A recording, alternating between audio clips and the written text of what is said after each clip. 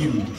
Allahumma salli ala Sayyidina Muhammadin Khatamil Anbiya'i wal Mursalin wa ala alihi tayyibin wa ashabihi al-akhyari ajma'in wa man tabi'ahum bi ihsanin ila yaumiddin. Amma ba'du.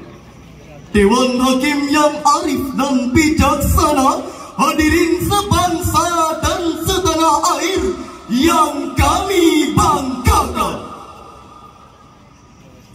Tutut Hustia, seorang pakar sosial psikologi, dalam bukunya Pengaruh Identitas Etnis dan Kalangan, beliau mengatakan, identitas agama merupakan hal yang sangat sentral bagi seluruh masyarakat Indonesia. Dibandingkan identitas ras, suku, dan nasionalisme, karena identitas agama mampu memenuhi kebutuhan psikologis individu. Terkait identitas diri, harga diri maupun aktualisasi diri. Di satu sisi hadirin, kita patut berbangga karena identitas agama menjadi identitas utama sebagai warga negara Indonesia. Namun di sisi lain, identitas agama juga dapat memecah belah persatuan. Terbukti oleh intoleransi dalam beragama sampai pelanggaran tempat umat beribadah beragama. Masih ingatkah kita hadirin peristiwa pembakaran masjid di Tolikara, Papua? Pembubaran jemaat gereja yang saat sedang beribadah di rumah, membacakan imam masjid saat sedang sholat berjamaah, Vandalisme yang terjadi di Musa, bahkan konflik antar agama yang membuat negeri ini terpecah belah. Inikah yang dinamakan negara toleran, yang katanya mengutamakan keberagaman, tapi nyatanya mencuri persatuan? Betul hadirin? Lalu bagaimana konsep Al-Quran dalam menghadapi persoalan tersebut? Maka pada momentum kali ini kami akan membawakan syarahan Al-Quran dengan judul Moderasi Beragama, Upaya Mewujudkan Islam Rahmatan lil Alamin, dengan landasan Al-Quran Surah Al-Anbiya ayat 106 sampai 107. Billahi minasyaitonir rajim.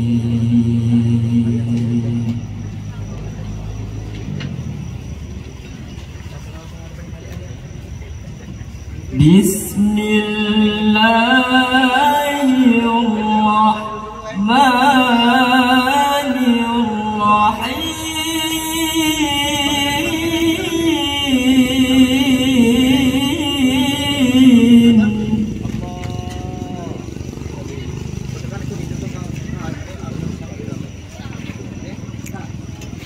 Inna fi hadza labalaghan liqaumin abidin.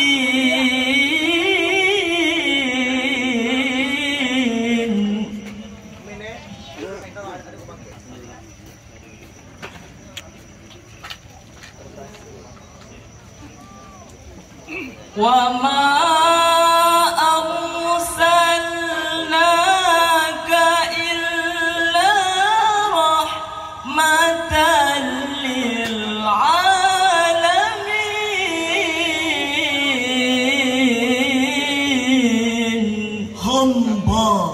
berlindung di bawah kekuasaan Allah dari godaan setan yang terkutuk. Dengan menyebut nama Allah,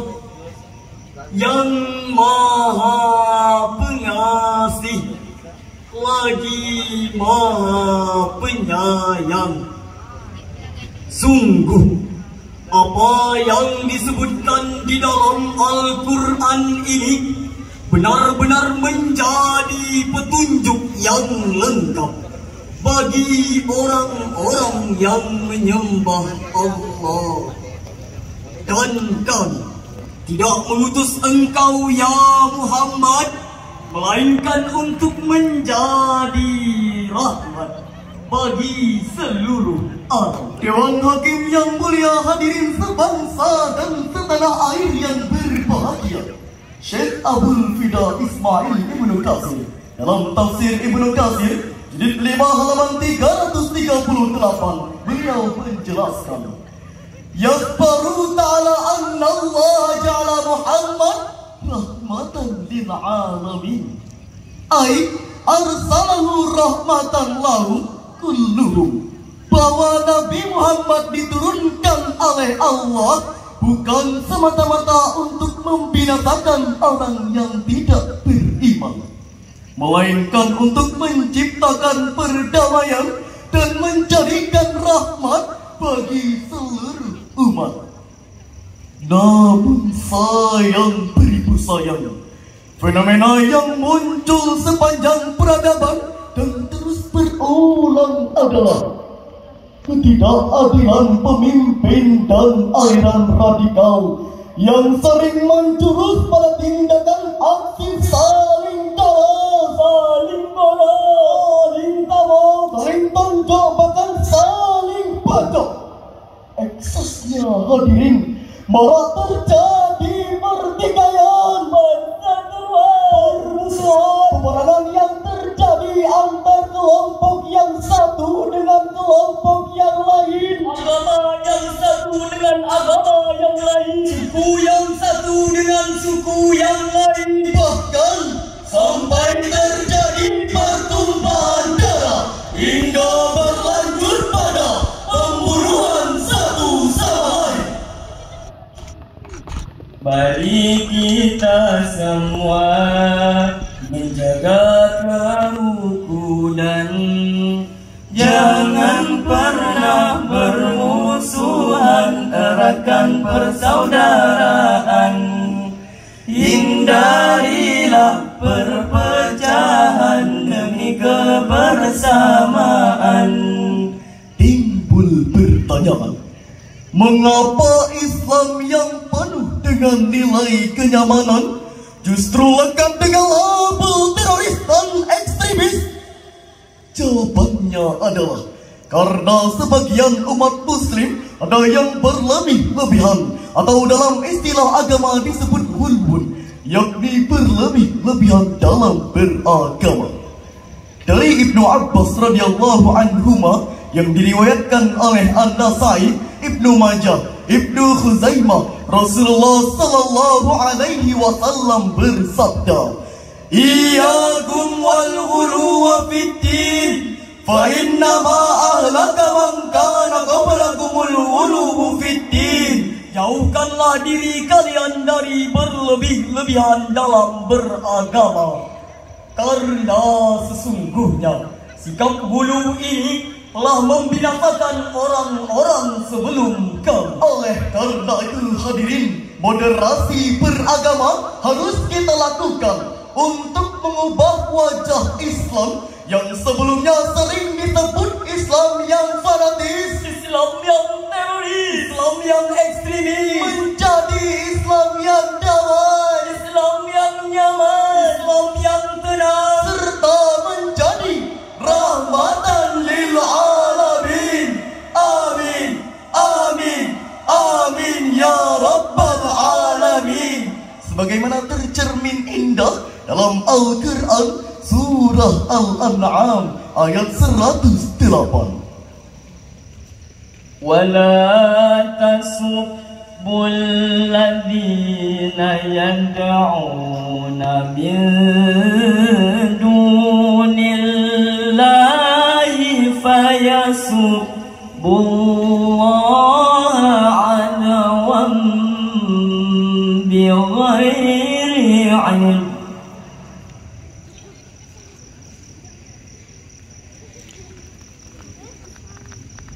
Kadzalika zayyana likulli ummatin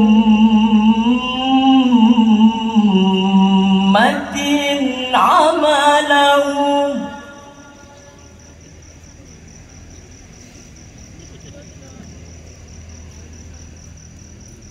thumma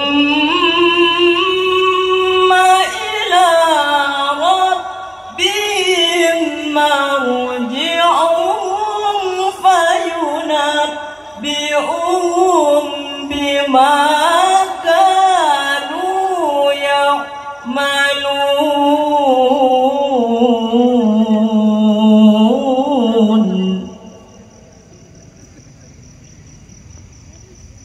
fayunabbi'uhum bima kanu ya'malun.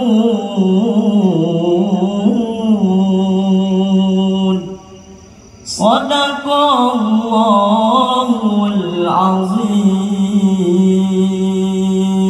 Dan janganlah kamu memaki sesembahan yang mereka sembah, karena mereka akan memaki Allah dengan melampaui batas tanpa dasar pengetahuan. Demikianlah kami jadikan setiap umat menganggap baik pekerjaan mereka, kemudian kepada Tuhan tempat kembali mereka. Lalu Dia akan memberitahukan kepada mereka apa yang mereka kerjakan. Maha benar Allah dengan segala firman-Nya. Dewan Hakim yang mulia, hadirin sebangsa dan setanah air yang berbahagia, Imam Ali As-Sabuni dalam kitab Tuhfatul Tafasir jilid 1 halaman 410 beliau menjelaskan, la tasubbu aliyatal musyrikin wa astamahum. Janganlah kalian menghina dan memaki berhala orang-orang kafir. Allah juga memerintahkan kita untuk jangan menghina berhala orang-orang kafir, karena di balik hinaan dan cacian kita akan timbul kerusakan, yakni mereka akan menghina Allah tanpa dasar ilmu pengetahuan. Sejarah membuktikan, hadirin, Islam bukanlah ajaran agama yang sadis, bengis, apalagi teroris, melainkan Islam adalah ajaran agama yang harmonis, rahmatan lil alamin. Dengan demikian, hadirin, jika akhir-akhir ini masih ditemukannya aksi-aksi terorisme, radikalisme, penyerangan tempat umat beribadah lainnya yang katanya dilakukan oleh orang Islam, sekali lagi kami katakan, ini bukan ajaran agama Islam, melainkan ini hanya merusak keindahan agama Islam. Islam mempersilakan umat Kristiani untuk sampai pada tingkatan Isa Al-Basi. Islam mempersilahkan umat Hindu untuk mengamalkan ajaran Veda Resi Agatya. Islam juga mempersilahkan umat Buddha untuk menjalankan ajaran Dharma Siddhartha Gautama. Demikian pula Islam mempersilahkan umat Konghucu untuk sampai pada tingkatan Lisu, Sensu dan Sensuennya. Bagimu agamamu dan bagiku agamaku. Dengan demikian, hadirin, syarahan ini dapat kami ambil kesimpulan bahwa keberagaman merupakan sunnatullah yang Allah tetapkan kepada kita. Oleh karena itu, hadirin, hal yang harus kita lakukan adalah saling menghargai, saling menghormati, bahkan saling mencintai, untuk sampailah pada semboyan kita Bhinneka Tunggal Ika. Tanah air antara putih dan merah, antara darah dan Mereka membangun persatuan bangsa dengan gagah dan bijaksana. Tetaplah jaga toleransi beragama.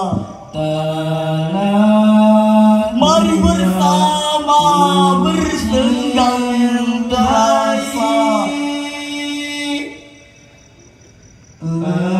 demi keutuhan Indonesia. Berbeda tetap satu nusa, Satu bangsa, satu bahasa. tanah air Indonesia. Bersatu kita teguh, bercerai kita runtuh. Demikian dan sekian. Wassalamualaikum warahmatullahi wabarakatuh.